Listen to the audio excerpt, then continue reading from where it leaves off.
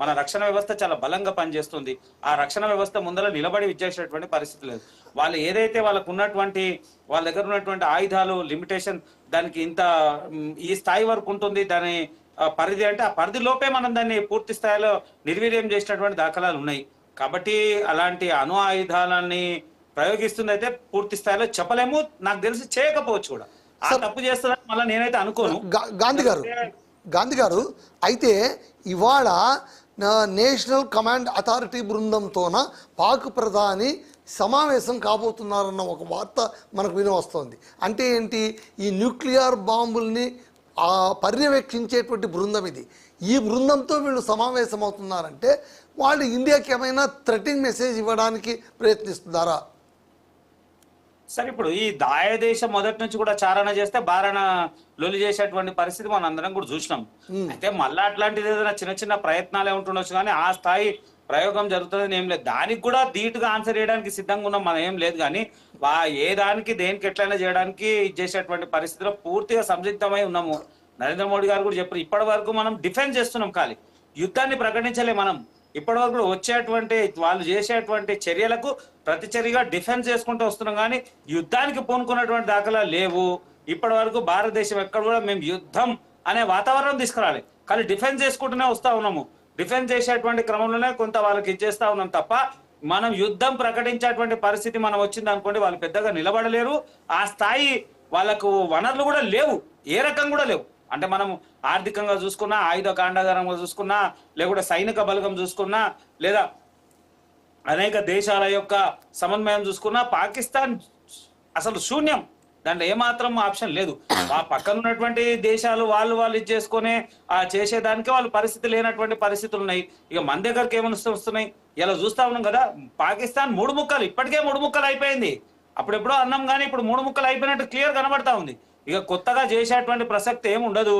ఏదైనా ఉంటే మళ్ళా పోయి ఎవరి దగ్గరనో మోకరిల్లేటువంటి పరిస్థితి, మళ్ళీ మనకు సిలిండర్ అయిపోయి ఇది కాదు ఇన్నటువంటి మాట్లాడేటువంటి పరిస్థితి ఉంటే మనం పోనీలైనా వదిలేసే పరిస్థితి ఉండొచ్చు తప్ప ఆ స్థాయి వ్యూహం చేస్తుంది అయితే నేనైతే అనుకోను. ఎందుకంటే అంత ధైర్యం చేయలేదు.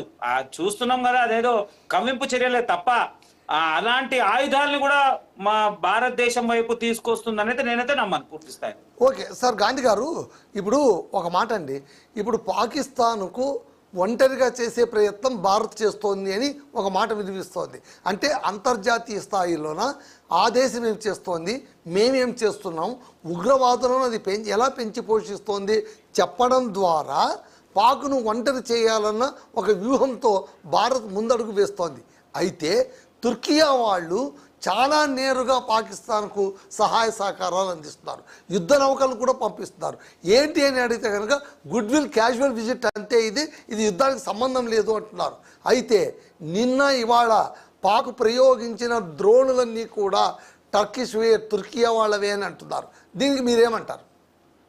సరే, ఇప్పుడు నేనేమంటున్నా, ఏది ఏమైనా వాళ్ళు ఆపన్న హస్తం ఇస్తా ఉన్నారో, ఫ్రెండ్లీగా చేస్తున్నారా లేదా ఇంకోట సరే, వారి పక్షాన నిలబడ్డటువంటి 1-2-3 దేశాలు ఉన్నాయి. దాన్ని కూడా అజర్బైజాన్ పరిస్థితి అందరికీ తెలుసు అండి, తుర్కియా పరిస్థితి కూడా అందరికి తెలుసు.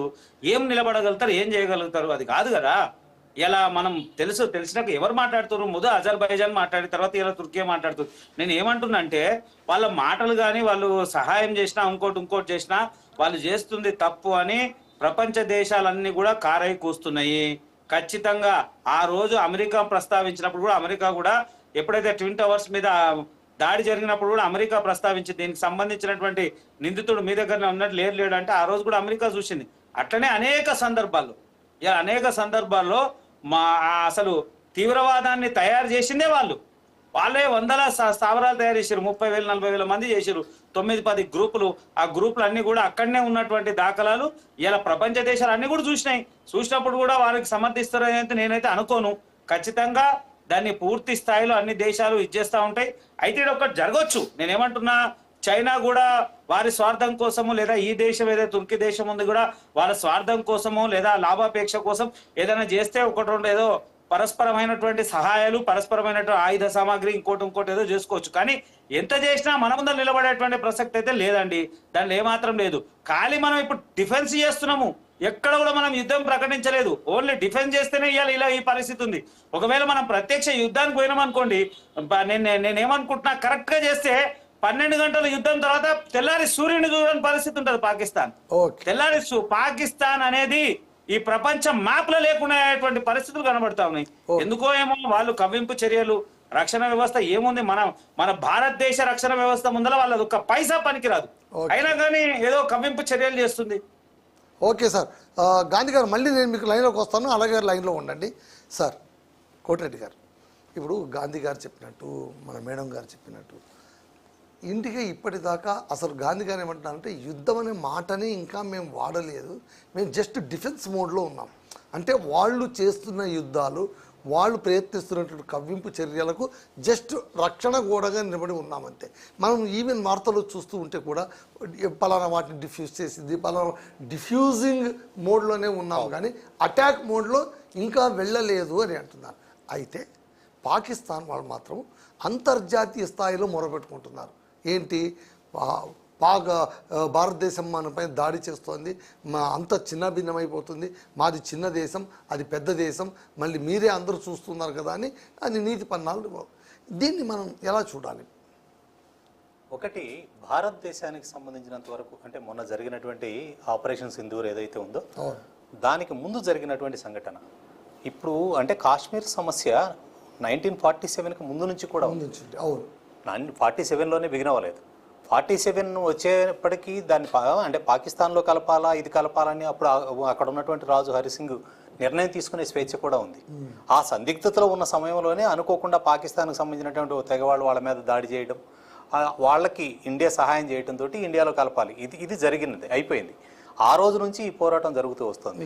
అంటే ఇన్నేళ్లలో 70 సంవత్సరాలు 75 సంవత్సరాల కాలంలో కూడా ఎప్పుడు ఉగ్రవాదాన్ని ప్రోత్సహిస్తున్నారు. వాస్తవంగా సాయుధ పోరాటం అంతా 89 నుంచే ఎక్కువగా పుంజుకుంది. సో వీళ్ళంతా కూడా చేస్తూ వచ్చినటువంటి ఈ ఉగ్రవాదంలో ఎక్కడా కూడా రిలీజియస్గా వెతికి చంపినటువంటి పరిస్థితులు లేవు. హైదరాబాద్లో కూడా బాంబు పేలుళ్లు జరిగాయి, బయట చాలా చోట్ల సంఘటనలు జరిగాయి, లేకపోతే మనకు పార్లమెంట్ మీద దాడి జరిగింది, లేకపోతే తాజ్ హోటల్లో జరిగింది, ఏదైనా తీసుకోండి, అక్కడ అంటే సివిలియన్స్ ఎవరన్నా కావచ్చు వాళ్ళ మీద దాడి చేయడం, కాల్చడం ఇట్లాంటివి జరిగినాయి, లేదా సైనిక శిబిరాల మీద దాడులు జరిగాయి. అంతే తప్పితే ఇప్పుడు పహల్గాంలో జరిగినటువంటిది ఏంటి, నువ్వు హిందువా ముస్లిమా పర్టిక్యులర్గా అడిగి మరీ కాల్చి చంపారు. సో ఒక స్పష్టత ఇది ప్రపంచం మొత్తానికి వచ్చింది. ఆ రోజు జరిగినటువంటి దాడిని అందరూ ఖండించారు. ఇప్పుడు మీరు చెప్పినట్లు తుర్కియా ఏదో సహాయం చేస్తుండొచ్చు. ఈ అంటే ఏదైతే ఆపరేషన్ సింధూర్ జరిగిందో ఆ తర్వాత ఇజ్రాయెల్ విమానాలు వచ్చినాయని చెప్తున్నారు. ఇప్పుడు డిఫ్యూజ్ చేస్తున్నటువంటి వాటిలో కూడా కొన్ని టెక్నికల్గా వాటికి సంబంధించినటువంటి శకలాలన్నీ కూడా ఇజ్రాయెల్ సాంకేతికతతో డెవలప్ చేసినవి అంటున్నారు. సో ఇజ్రాయెల్ కావచ్చు, తుర్కియా కావచ్చు, లేదా చైనా కావచ్చు ప్రస్తుతానికి.